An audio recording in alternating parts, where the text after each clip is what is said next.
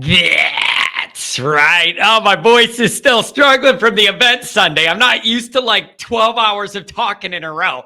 That's right. Welcome back, folks, to a Marcus Freeman talks about Notre Dame NIL. That should be interesting edition of the Always Irish Show. As always, you can find the program on YouTube. Do it. Subscribe if you haven't yet. I don't know what you're waiting around for. There's people every day that watch every episode, but they just won't hit subscribe. I don't understand it. Give the video a thumbs up. That helps me as well. Notifications on. That way you're alerted every time a new episode drops. You don't want to miss it. Twitter, search bar, Always Irish Rat. Always Irish Inc. Emails, alwaysirishd@gmail.com. Audio only anywhere you want me. You can give me the calling lines. 312-988-15. You tell Johnny all you've heard and seen. Fighting Irish Wire every day. Boo-doo-doo-doo. Type it in the computer. Stories about your favorite football team jump out. It's a magical thing, you guys. All right. Welcome in. Welcome back. As you all know, if you've watched my program over the summer, over the off season, one of the main threads, and it isn't just with Notre Dame, this is all over the country. One of the main topics of the offseason has been based on how Notre Dame can compete in the modern NIL, pay-for-play, acquisition fee era. Where does Notre Dame fit in that? How can we land top-end guys when their families are money hunting, all that kind of stuff? All right? It's been a conversation piece all offseason. You don't have games to distract you. And the other main thing that gets you through the summer is recruiting. But that's tied to all this. So it's one and the same. It is a big sticking point and a big concern for all Notre Dame fans that are paying attention to the landscape and what's going on nationally and where Notre Dame's there and some of those challenges. Okay? So it looks like the fellas over at Blue and Gold have some quotes from Marcus on this topic. Singer, Goolsby, I don't know who it was, Tyler, somebody over there. I want to make sure I give them full credit for the reporting and the access that they have on the inside with Blue and Gold. That's wonderful. So it looks like he talked to them, and I saw some tweets about it and read about it. And Marcus says Notre Dame's not going to try and match everybody dollar for dollar and make all these promises, which is what we would expect. Notre Dame's not getting into blank check, pay for play, acquisition fee. They're not going to do it. So it's not a surprise to hear them say, we're not looking to match dollar for dollar and make all these promises, but we see the value in it overall. And, we want to promote our NIL the best we can. And we believe in that and we value it. Kind of saying we're following the rules and we want to be involved here. All right. So let's bring up another quote because this is where I start to get, it starts bugging me. So the general impetus of the article was, or the interview, whatever, was just about, Notre Dame's not going to sacrifice their values, but they realize we know we got to be in that game, and talking about the overall value in Notre Dame, kind of the 4 for 40 thing, which I think needs to be renovated. You're not getting the same run off that you did 8 years ago, 10 years ago. You might need something new. Telling you, it isn't working the way it used to. Okay, so you might want to look at modernizing that. But let me bring up a quote, and then I'm gonna respond to it a couple different ways here. So here we have the Blue and Gold on 3 from Marcus on NIL. You could truly maximize off your NIL opportunities at Notre Dame, as well as anywhere in the country, for how it's really supposed to be in place. Okay? Now, the gold lettering here doesn't surprise me at all. That's bullet point stuff. The PR tell them to say that, whatever. But I'm much more interested in the blue part, as well as anywhere in the country, for how it's really supposed to be in place. That's interesting to me. So let's break this down. I have two responses to this quote from Marcus. Here's number one. Freeman alludes in his own words in the quote I just showed you to the idea that he knows it's open and rampant and that people are cheating the NIL system. He says it right there in the quote. That is not me guessing where Marcus's mind might be or extrapolating something he said and making more out of it. It's right there in his own words. He goes out of his way to mention you can maximize NIL at Notre Dame as much as anywhere that's following the rules. It matters to me that he went there and said that. Okay? Now, here's where this starts to bother me, though. And I don't know if this is fair or not, but it's been bothering me. And now Marcus is doing it and it's bothering me. Okay? Those of you, John never questions Marcus on anything. Well, here you go. Here's my question. Other coaches, a lot of them, have said similar things, hinted to similar things in their press conferences or radio interviews or whatever. A bunch of coaches have gone public on the record and talked about the rule. Everybody isn't playing by the same rules, and we know people are bending them and doing illegal stuff and all that. Freeman said it. Multiple other coaches have said it too. Here's my question, though. If the coach is doing it by the law clean, no, all this illegal stuff is going on, and it bothers them so much, and it's holding them back from reaching their goals, doing it the right way, and it bothers them enough that they're going to say it in interviews or on the radio or on an ESPN thing or whatever. If it bothers them that damn much, why the hell doesn't anybody call out actual names, schools, and situations? Are you following me?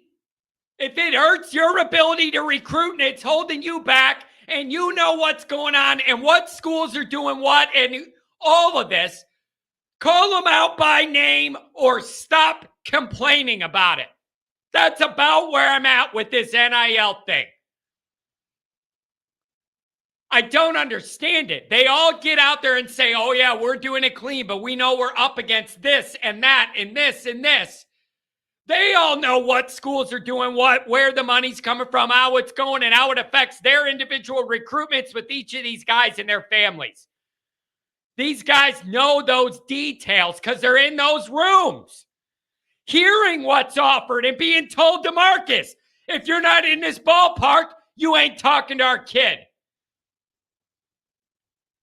So I'm sick of this coaches fraternity where they all go at each other and vaguely call this stuff out. But when the rubber hits the road, no names ever get dropped of coaches, boosters, schools, NILs that aren't legal or above board. How come none of those names and information come out? How come none of that information's leaking to the NCAA saying you better sniff around here because they're doing it so dirty nobody else can win anymore? So it's getting frustrating to me. If you're going to call it out, call it out. Don't half-ass it. Call it out. Take a stand and say, I'm getting sick of guys that are being recruited by this school being told all this money's up front. That ain't right. Take a stand, call it out, or don't mention the rules being broken and overcome it somehow. I got a problem living in the middle. If you know this is all going on and it's bugging you and you just take the high road and don't mention it, that's different. I don't like this half-ass stuff of Freeman and these other coaches alluding that they know how corrupt all these other people and places are being, but everybody's scared to drop a name or a school or put investigators on a track to go investigate where money's coming from a certain collective or whatever. I got a problem with that. I don't like being in the middle. If you're going to call it out, call it out. Give a name, give a school, give a booster, name a situation. Bring attention to it. I don't like this half stuff. So either if you're going to mention it, call people out, or if you're not going to do that, then it must not be that big of a deal to you because you really don't want to bring big attention to it. I'm just sick of this little coaches fraternity. These guys are cutting every corner to make Marcus's life harder. Why doesn't he call them out instead of vaguely mentioning, oh, the coaches fraternity? That's what you hear. Well, underneath, they're all in it together and they look out for each other. That's bullshit. Marcus is having a harder time recruiting because of what they're doing, and he gets up there and is supposed to cover for them because they're all coaches? No. So I got a problem with that. If you're going to vaguely mention it, go all the way or don't mention it at all. Call somebody out. Again, just so you have an idea of how far this is going. Arizona has NIL set up for $100K salary per scholarship guy per year. Arizona, who nobody cares about football at all. That's their ballpark for every scholarship guy. $100K minimum. And if you're a star, you can do more. That's where this is at on the on-team NIL level. As far as recruiting, I've been mentioning this, and I keep hearing stories about it. Families are now requiring thousands of dollars up front just for unofficial visits to your campus. And if you do not pay the family 15 grand or whatever, all the expenses and extra money, you are not even getting a chance to meet their kid. Forget acquisition fees and like guaranteed NIL for signing. This is just to get a recruit to visit you unofficially. And it's like, if you're not doing it, you're not coming to, you're not going to meet our kid. So you're not recruiting our kid if you're not doing it. And there's enough teams doing it that they have that leverage. Call them out. Call them out or stop mentioning that this isn't fair. You can't be in the middle. So don't mention it at all that anybody else is doing it illegal, or mention it and call people out, one or the other. Say what's going on if it's that big of a deal to you. And if it isn't, keep your mouth closed and overcome it. Now, here's number two. That's number one. Here's number two issue I have with this. Saying Notre Dame's genuinely trying to do this, and in our NIL, you can maximize it and make it a big deal at Notre Dame doing it right. If what's going on now with Notre Dame's NIL counts as them genuinely trying to expand it, they're not doing a very good job. Okay? Here's the deal, folks. NIL deals with local South Bend diners where the linemen get all-you-can-eat pancakes in the morning and ribs at night. That is not moving the NIL needle at all. And too many of our deals are like that. Okay? A little South Bend dusty diner, that does not carry NIL weight. What does? Oh, John, you can't complain about something but not have solutions. Here you go. Deals with Mercedes-Benz. That moves the needle. A deal, if the rumors are true, at Notre Dame re-ups with Under Armour, having national commercials play during every college and pro football game of the season that featured Notre Dame players wearing Under Armour gear in them that are on every TV in America for every football game. That moves the needle. Billboards on the Kennedy Expressway in Chicago with our best players on it for millions of people a year to see. That moves the needle. They get attention. Those businesses have brand cachet. Okay, give me a Range Rover deal. Give me a Mercedes deal. Give me a Rolex deal. Okay? There's no reason that Notre Dame can't have this be their NIL. Notre Dame has high-ranking people sitting in all of these businesses at a high decision-making level. Notre Dame degrees are worth that much. We have people up the ladder at all of these big, established luxury brand recognition companies already. Worldwide brand names and exposure. That is Notre Dame's best chance to try and compete in NIL without pay for play. You gotta move the damn needle. Mercedes does it. Rolex does it. Range Rover does it. Our guys on Under Armour commercials that play during every NFL game during the commercial breaks. That moves the needle. That moves the needle. You cannot be Notre Dame and expect to do all this in local little South Bend and think that's gonna matter. Now, it might matter that the guys who have those deals, it actually is a good deal and they're making some extra money and it works for them.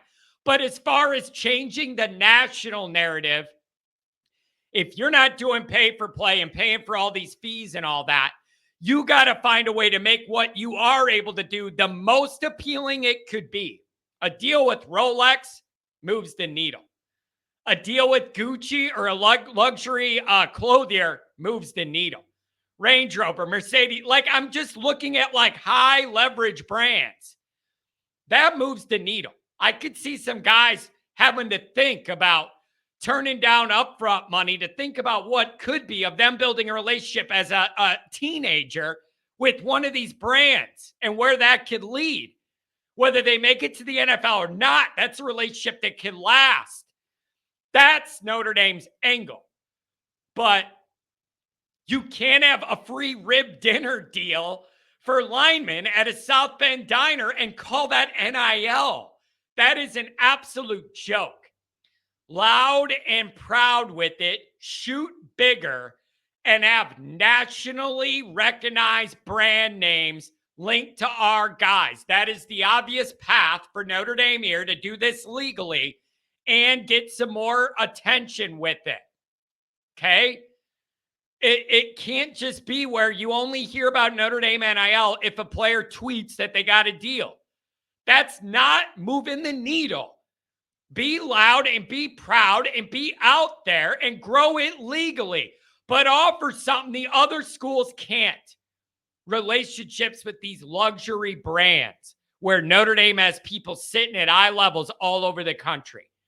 They gotta think bigger. They have the network built in to make this a reality. I just don't know if there's not an appetite for it or nobody's doing that work. I've mentioned a million times, it'd be my dream job. Somebody who has better connections than me. Give me access to that alumni database and their contact info and where they work.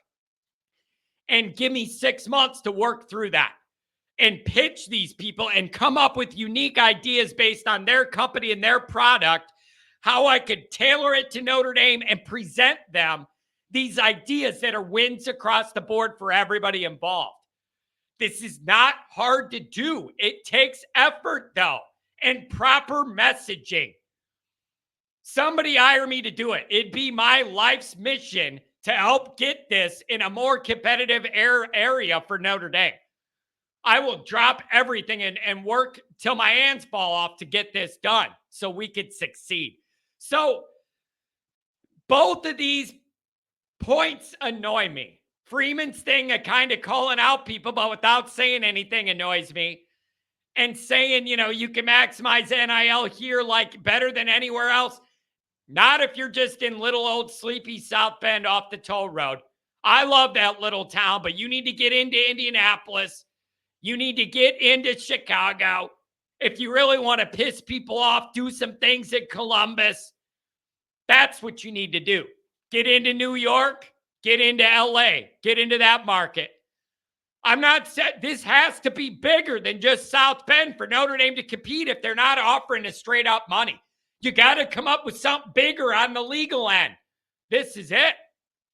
You tell a kid, you get a deal with Rolex right off the bat, luxury brand, a commercial of the guy sitting there kneeling at the grotto, looking at the Rolex. What time do I need to go get ready for the game? You could build a big romantic Rudy scene into it about it's almost game time and him checking his Rolex on campus, walking through and taking the watch off before the game and do a silhouette of him playing great. And the first thing he does after the game as a winner at Notre Dame is slap that Rolex back on.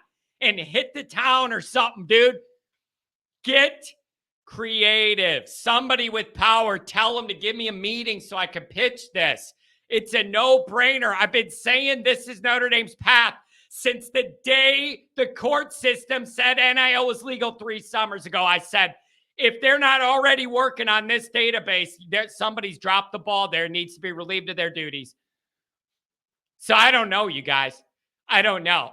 There is a way to do this for Notre Dame to stay above board and be way more appealing with what they could offer. I don't know if nobody's told them. I don't know if they don't want to do it. I don't know if they're going to do it and it's just slow, but I'm not happy with where it is. But I ain't looking for no all-you-can-eat Waffle House deal off the toll road. Get serious. I thought Notre Dame was modern and luxury and classy. Where's the Mercedes deal? Where's a Gucci deal? Where's a Range Rover deal? Where's a BMW deal? Give me that Rolex.